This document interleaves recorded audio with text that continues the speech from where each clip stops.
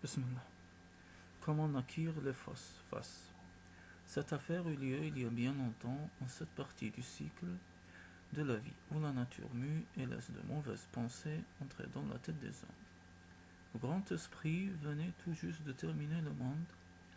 Plaines, rivières, montagnes, forêts recouvraient la terre. Le grand esprit avait réussi à créer les hommes. Il se rendait de village en village afin de vérifier s'il ne manquait de rien. Pour mieux vaquer à ses occupations, Être éternel avait pris l'apparence d'un Indien. Chacun le connaissait et tous le nommaient celui qui est. Or un jour, en voulant se rendre chez les Oneida, celui qui est voulut traverser un ruisseau. Sur l'autre rive apparut un monstre. Tout son corps était recouvert de plaques d'écorce. Ses cheveux ressemblaient à de la fibre végétale et un long nez déparait son visage. Quel est donc cet affreux personnage, dit celui qui est, sans s'adresser directement à l'étranger, pour ne pas lui manquer de respect. Aurais-je créé une chose aussi abominable sans m'en apercevoir? On me nomme vieille souche pourrie, rétorqua l'autre. Aurais-tu une idée pour traverser ce ruisseau sans se mouiller les pieds? J'en ai une, répondit celui qui est. Celui qui est avait la force de l'ouragan. Il arracha un grand chêne et le jeta en travers du courant.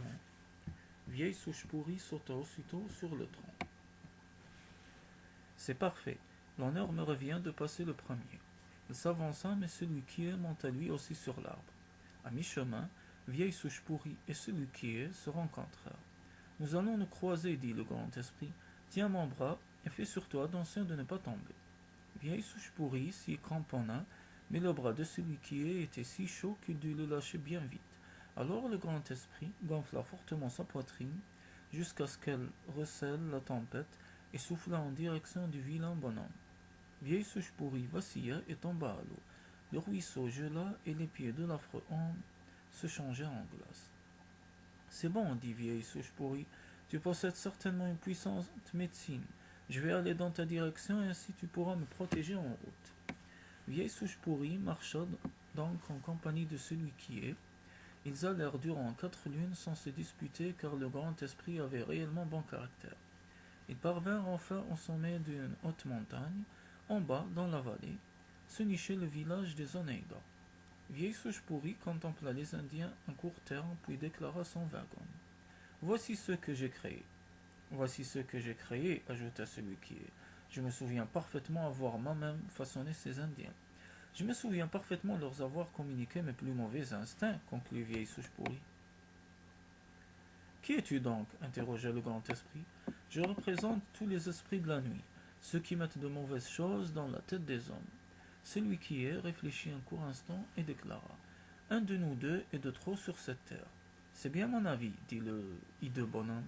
Battons-nous et le plus fort gardera les êtres humains pour lui. Soit, commençons immédiatement, répliqua le grand esprit avec un étrange sourire. Peux-tu incendier cette forêt rien qu'à l'aide de ton long nez? Cela ne devrait pas être trop difficile. Je lui déjà le feu de cette façon alors que je t'étais encore ma mère. Vieille souche pourrie respira un grand coup et souffla fortement par son nez en direction de la forêt. Les arbres plièrent sous la violence du vent, mais seules les feuilles furent roussies. Celui qui fit passer la chaleur de son bras dans ses narines et en chassa la tempête. Les troncs s'embrasèrent, craquèrent et les plaines alentour se couvrirent de cendres. Le rire sarcastique de vieille souche pourrie dispersa la fumée. Tu as gagné la première manche, propose une seconde épreuve. Pourrais-tu déplacer la montagne que nous voyons là-bas demanda celui qui est. Rien n'est plus facile. Je bousculais de bien plus grosses montagnes lorsque je n'étais qu'un enfant. L'être malfaisant se concentra si profondément que son horrible visage devint tout noir. La montagne bougea de quelques pas et vint cogner contre une autre. Fais mieux si tu en es capable, ironisa vieille souche pourrie. Celui qui est lui montra un oiseau. Vieille souche pourrie le regarda passer en pivotant sur ses talons. Pendant ce temps, celui qui est plaça la montagne juste dans le dos du vilain drôle. Maintenant, tu peux regarder et constater mon pouvoir. Vieille souche pourrie se retourna et s'écrasa le nez contre la montagne. Tu étais déjà très laid et te voici encore plus horrible, constata le grand esprit.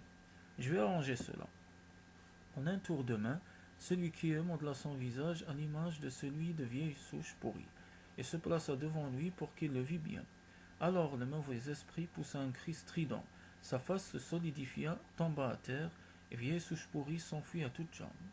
Lorsqu'il ne fut plus qu'un petit point à l'horizon, le grand esprit ramassa le masque et alla l'offrir aux Onéidas. Il leur dit: Quand vous sentirez les esprits de la nuit vous envahir, vous placerez cette fausse face sur votre visage, et vous danserez du soir jusqu'à l'aube autour d'un grand feu. Vieille souche pourrie est partie, mais cet être est si malfaisant qu'il ne manquera pas de revenir. Depuis ces temps lointains, les Iroquois refirent d'autres masques à l'image de celui que leur avait donné le grand esprit, et c'est pour cela que les Oneida pratiquent encore la danse des fausses faces. Les mauvais génies sont si effrayés à leur vue qu'ils ne hantent plus les villages de ces Indiens-là.